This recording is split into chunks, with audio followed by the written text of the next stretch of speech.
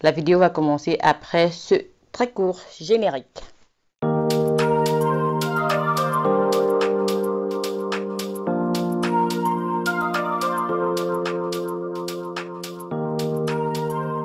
Si vous êtes encore là, je dis merci. Donc voilà.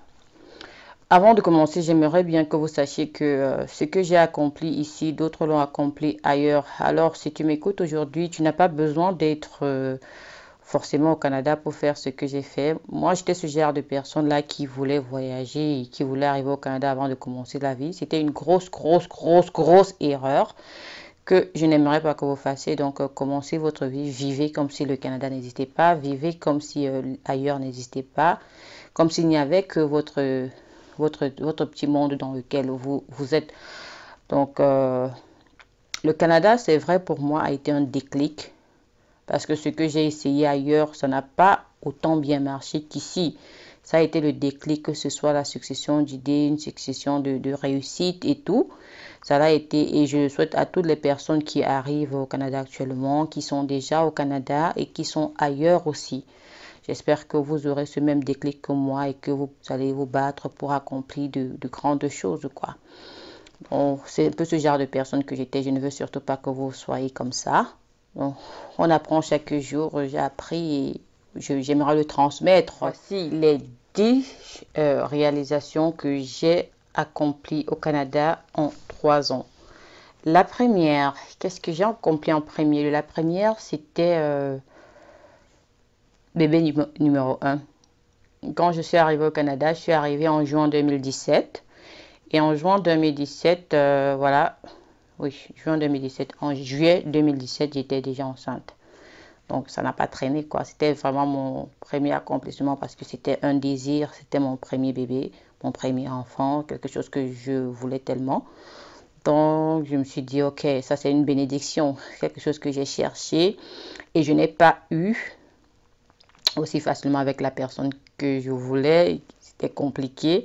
Dieu m'a béni. Donc, dès que j'ai mis les pieds au Canada, premier cycle, c'était bon, quoi.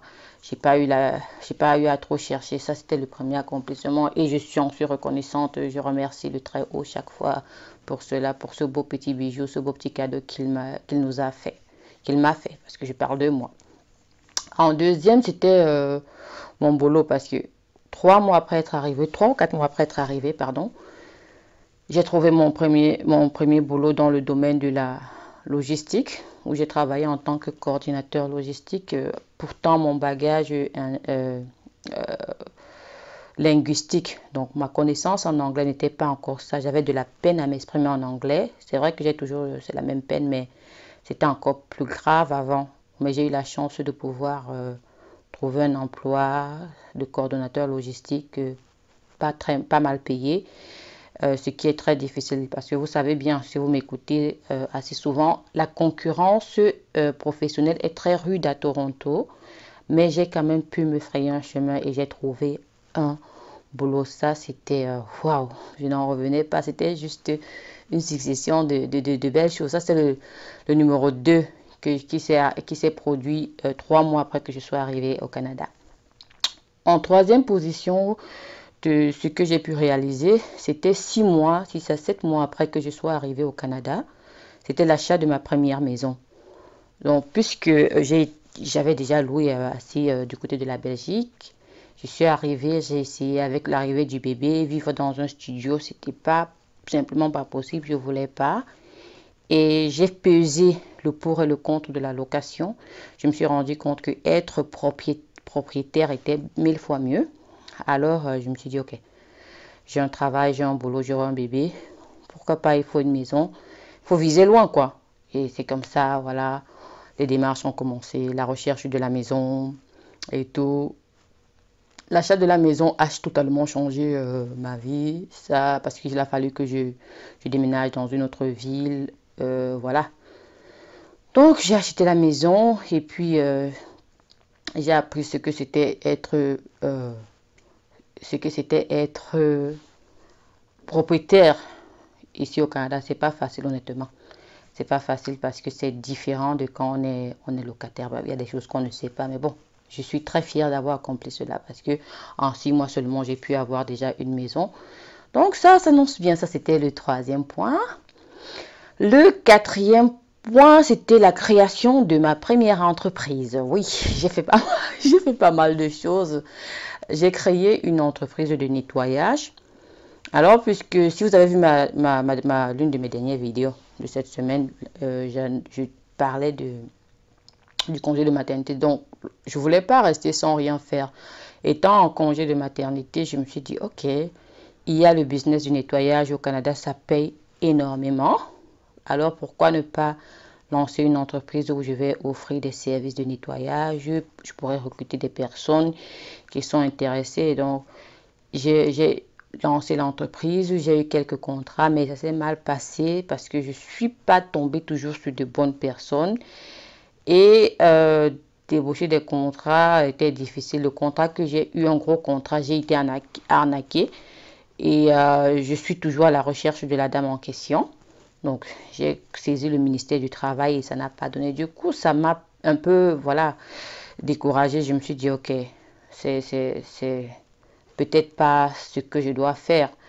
Donc, là, j'attends encore que ce problème soit résolu parce que jusqu'ici, il n'est toujours pas résolu. Vous savez, les problèmes de lenteur au Canada, ce n'est pas seulement au niveau de l'immigration. La lenteur administrative au Canada, c'est un gros problème qu'ils doivent revoir. En cinquième position, ce que je faisais, c'est ce que j'ai fait, j'ai eu un salon de coiffure que j'avais à domicile. Je coiffais, je ne sais pas si je peux retrouver des photos, donc je coiffais et ça rapportait beaucoup d'argent. Ça, la coiffure, ça paye. Si vous savez coiffer au Canada, vraiment, vous pouvez vous faire énormément d'argent. Vous faites une tête de rasta, par exemple, c'est 100 $. Moi, pour avoir la clientèle, je faisais à 80 $. Mais seulement mon dos en a pris un coup parce que c'était grave. Et vous avez on va vous chercher, on va vous harceler. Même si vous ne savez pas encore coiffer, je vous conseille d'apprendre à coiffer même quand vous êtes encore au pays, quand vous arrivez. Ça peut être toujours un job à côté que vous faites. Vous pouvez coiffer sur rendez-vous, une tête par-ci par-là. Et si vous faites 2 têtes de rasta, ça vous fait 200 $ que vous avez fait à la maison, ni vu ni connu. Et vous êtes fait de l'argent, quoi. Une petite tête pour les enfants, c'est 30 $, pardon. Donc, c'est vraiment quelque chose de très lucratif. Et si vous êtes bon dans ça, vous allez fuir le travail. Parce que la demande est criante et les personnes à peau blanche se coiffent très souvent en été. Donc, en été, ça explose encore. Et il y a des gens même qui ne trouvent pas où se coiffer. Donc, vous aurez la clientèle à coup sûr. C'est quelque chose qu'il ne faut pas hésiter si vous avez le talent dans ça ou si vous savez au moins, ne serait-ce que faire des nattes, quoi. Vous apprenez, ce n'est pas bien difficile. Il y a des tutos YouTube aussi. En sixième position, qu'est-ce que j'ai fait? J'ai acheté ma première voiture maison. Donc, j'avais la maison. Parce que, bon, je vous expliquerai dans d'autres vidéos pourquoi c'est bien d'acheter une maison avant d'acheter une voiture. Ça viendra, je ne veux pas trop allonger la vidéo. J'ai acheté une voiture, 4x4. Ouais, j'aimais bien, donc il fallait, voilà, une voiture plus grande. La famille s'agrandit, il faut une voiture plus grosse. Et puis voilà, je me suis dit ok. Et puis j'avais un gros faible pour cette voiture-là. Donc voilà, je me suis fait plaisir. C'était juste parce que j'en avais tellement besoin. Je pouvais prendre une plus petite, mais je me suis dit, puisque je peux me l'offrir, pourquoi ne pas? Et voilà, je l'ai acheté. Donc voilà, c'est comme ça. Ça, c'était le sixième point, la sixième réalisation. La septième de mes réalisations, ça c'était tout ça c'était tout ça c'était en 2018, donc un an après que je sois arrivée, parce qu'on n'est pas encore en 2019. En septième, donc c'était toujours en 2018 ou 2019, non, c'est quoi, c'est en 2019, ouais, c'est ça. Oui, c'est en 2019, ma septième réalisation, c'est le lancement de ma chaîne YouTube. Je lance la chaîne YouTube, pourquoi en fait? Je vais vous dire pourquoi je lance la chaîne YouTube. Je lance la chaîne YouTube parce que je fais d'abord du blog, j'écris des articles, mais le blog a de la peine à décoller. Et ça me coûte énormément. Je dois payer tellement de frais pour l'entretien, pour ci, pour ça, pour les cours. Je me dis, oh, YouTube c'est gratuit, pourquoi ne pas partir sur YouTube? Et dessus, je traitais quoi en fait? Je traitais les problèmes de peau de femme, les problèmes liés aux vergetures et tout. Parce qu'il y a une personne, suite à ma première grossesse, une belle-sœur qui m'avait vue, elle m'a dit: oh, comment tu fais pour rester aussi belle pendant ta grossesse? Partage tes astuces, ne les garde pas pour toi. Et je me suis dit qu'avec un blog, ça pouvait le faire, mais j'écrivais en anglais, ça me prenait trop de temps. Alors, je me suis dit, pourquoi pas sur YouTube? Et je commence dans ma chaîne YouTube où j'entends parler de plusieurs sujets qui me tiennent à cœur. Et j'ai touché le sujet du Canada parce que j'ai vu au Canada et c'est un sujet ce que j'aime. Le Canada, c'est juste waouh, quoi. C'est quelque chose un pays qu'il faut visiter. Même si on ne veut pas y vivre, il faut quand même le visiter.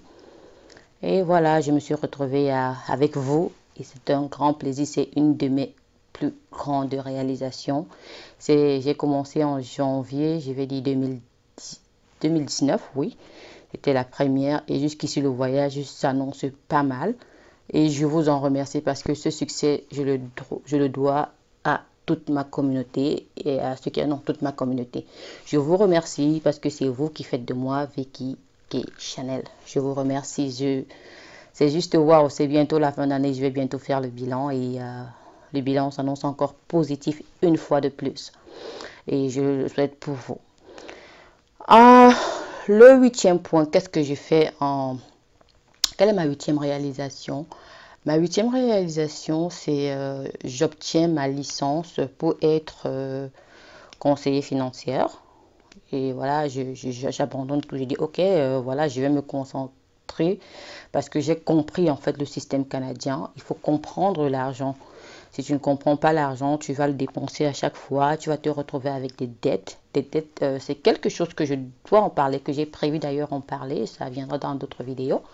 Donc, je veux apprendre cela pour conseiller, pour pouvoir apporter un soutien aux gens autour de moi et désormais aussi à vous. Donc, je me lance dans le conseiller financière, vente d'assurance, vente des produits financiers pour les enfants. Quel est le bon type de produit? Quelle compagnie offre ce produit-là au Canada pour qu'on n'achète plus du n'importe quoi? Parce que il y a tellement de compagnies qui vendent vraiment du n'importe quoi. Et les gens ne sont pas informés, ils achètent juste. C'est quand tu les vois, après tu analyses ce qu'ils ont, tu dis, oh my God, qu'est-ce que tu as fait? Tu n'as pas de bons produits, tu dois changer tes produits. Parce que voilà, en fait, c'est que tu leur expliques ce qu'ils ont. Parce que souvent, ils achètent, ils ne savent même pas ce qu'ils achètent. Voilà. Je me suis dit, c'était toujours pour apporter du bien aux autres, en fait. J'aime bien apporter du bien aux autres.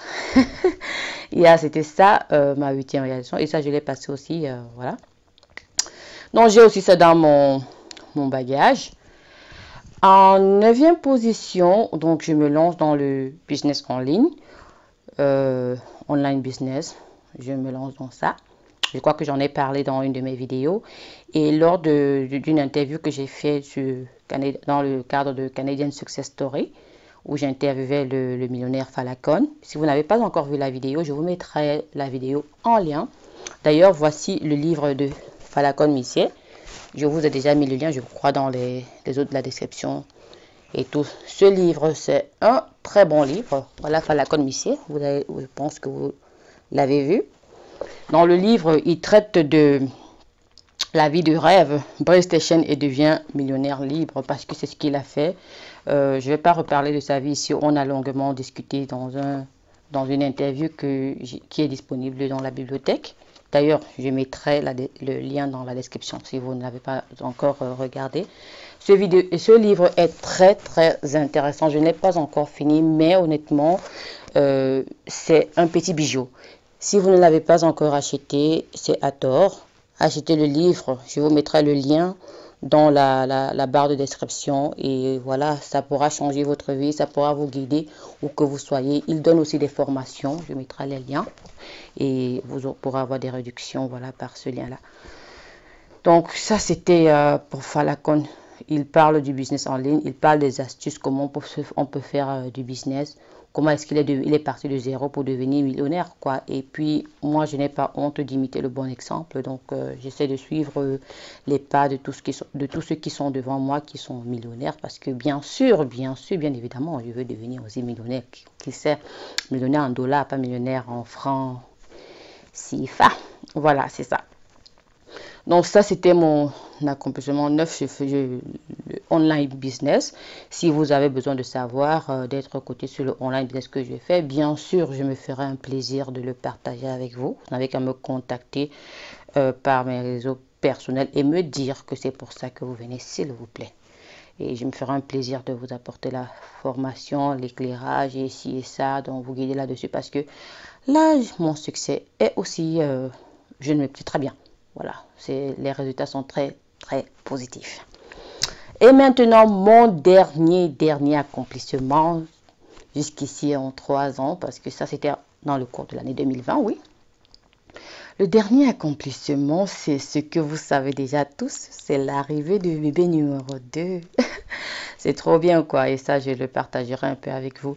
Bref, ce que je pourrais, quoi.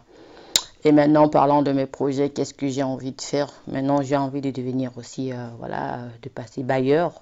Voilà, je suis en train de travailler sur un projet d'appartement. J'en parlerai dans des prochaines vidéos. Ça, c'est mes projets. Donc, je vous ai partagé mon expérience, ce que j'ai accompli en 3 ans au Canada. C'était vraiment beaucoup. Ça me donne l'impression d'avoir fait déjà jusqu'à 10 années ici. C'est possible de le faire, c'est possible de réaliser même plus encore, c'est possible d'aller vraiment plus loin, c'est possible d'aller au-delà de ce que Falcon Missé a accompli. C'est pour cela, c'est possible au Canada, mais ailleurs aussi. Il suffit d'y croire, il suffit de suivre les bonnes personnes, il suffit juste de travailler.